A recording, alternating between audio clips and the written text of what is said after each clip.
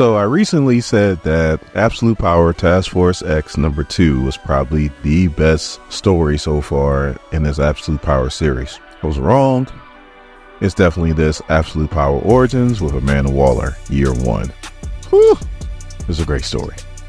My name is Dorian, this is SCM Comics. We are continuing our coverage of Absolute Power with Absolute Power Origins, Amanda Waller, Year 1, #1. So our story starts off with Batman's parents about to be shot by Joe Chill and Amanda Waller's daughter being offered some candy, but we all know it's probably cocaine. That's right. Smack. Booger sugar. You got Commissioner Gordon asking a young Bruce Wayne, are these his parents? And you got a detective asking Amanda Waller and her husband, is this your daughter? You got a young Bruce Wayne praying that he's going to avenge his parents. And you got Amanda Waller's husband grabbing a gun saying he is about to avenge his daughter. So you got Batman running up on Joe Chill, taking him down. And you got Amanda Waller's husband running up on Candyman, that's the name of the drug dealer. And all you hear, bam, bam. So you think he double tapped him. He did not. He shot Candyman, but Candyman also shot him. Now, this is where Amanda Waller learned that you got to get as dirty or dirtier than the people that you're dealing with. Now, I'm going to be using some colorful language at this point. I'm going to bleep out most of it, but when I do upload these videos, I always say, not forgets. So Commissioner Gordon is praising Batman. He's promoting vigilantism. I said that right. And it's pretty much saying that his police officers were never going to catch Joe Chill, and if it wasn't for Batman, then he would never be brought to justice. In a nutshell, somewhat. On the other side, this punk ass detective that was first on the scene at Amanda Waller's daughter's murder is there to also write up a report talking about that her husband pretty much committed a criminal act. And Amanda Waller's like, hold on, time out. He shot the man who raped and killed our daughter. And everybody knows it was Candyman. And the punk ass detective is like, well, that's speculation, and we can't arrest people on speculation. Because supposedly when Candyman did what he did to Amanda Waller's daughter, he had on a mask. See, the problem with this dude is that he was probably on a take with Candyman. So now his payday is gone. So he's like, well, if my payday is gone, then your payday is gone. As he writes it up as a criminal act, that means that Amanda Waller can't cash in on his life insurance policy. So that's pretty much part one of she's learning that you got to get down and dirty with these motherfuckers. Part two is when she actually has a friend in the police department that was actually able to get the report of Candyman and her husband that was buried deep down, because nobody wanted anybody to see this thing. As she's reading it, and this is very important, she sees exactly how corrupt this whole system is, and she makes a decision right then and there of what she's going to do from here on out. Since all these motherfuckers are dirty, you might as well call Amanda Waller Ric Flair, because she's about to be the dirtiest player in the game. So first thing she does is she goes to her councilman who is running for Congress.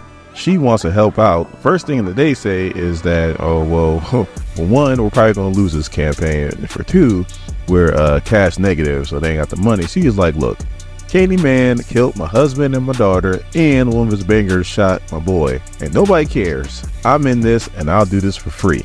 So he's like, is that the only reason? And she's like, no, I also like your stance on vigilantism. So she's like, look, these are long hours and you are a single mom that has 3 kids. And she's like, I will figure it out, but I'm here for the fight. So obviously they shake her hand and they let her volunteer. So we see Batman doing his thing as Batman does. And we see Amanda Waller just doing her thing. She is the first person in office and she is the last to leave. Like, she beats the councilman there. Like, it's crazy. But they also show her at home and she's telling her 2 oldest boys to pretty much help out their little sister with her homework. And I was like, we got it. She pulls out a cigarette, starts smoking. They're like, with dad gone, shouldn't be watching your health. And Amanda's like, you know what?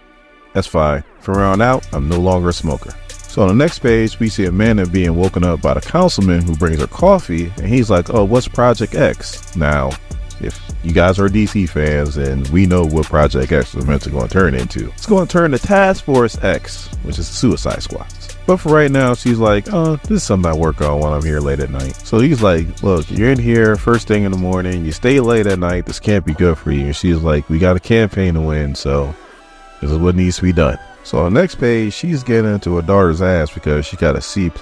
And she's like, well, you're not here to help me. She was like, well, your brother's here to help me. It's like, no, they got their own homework they got to do.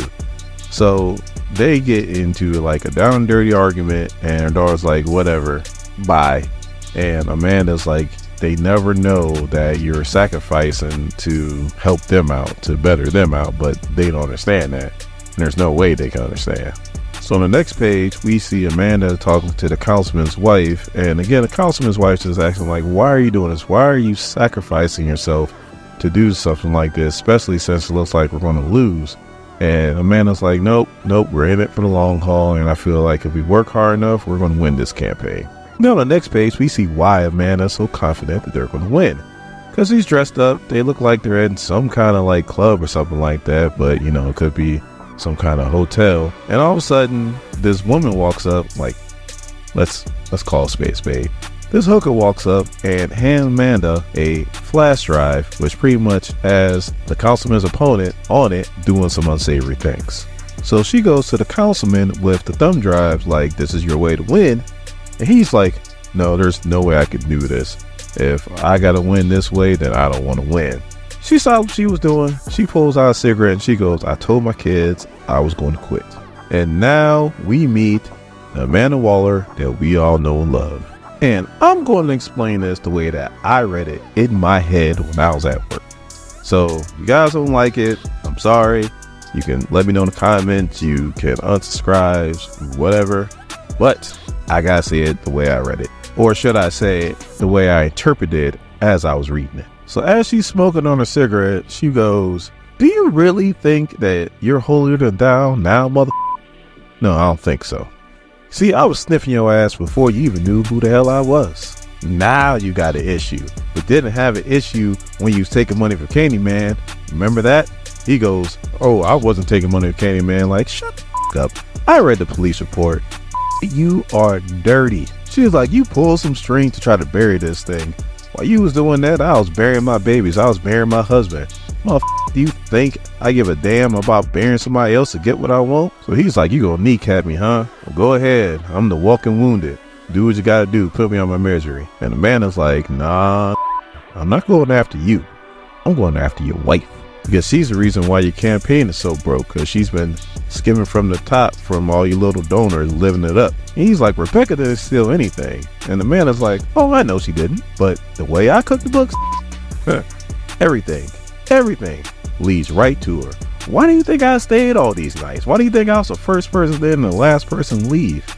I was hard at work getting this done. So he's like, why are you doing this?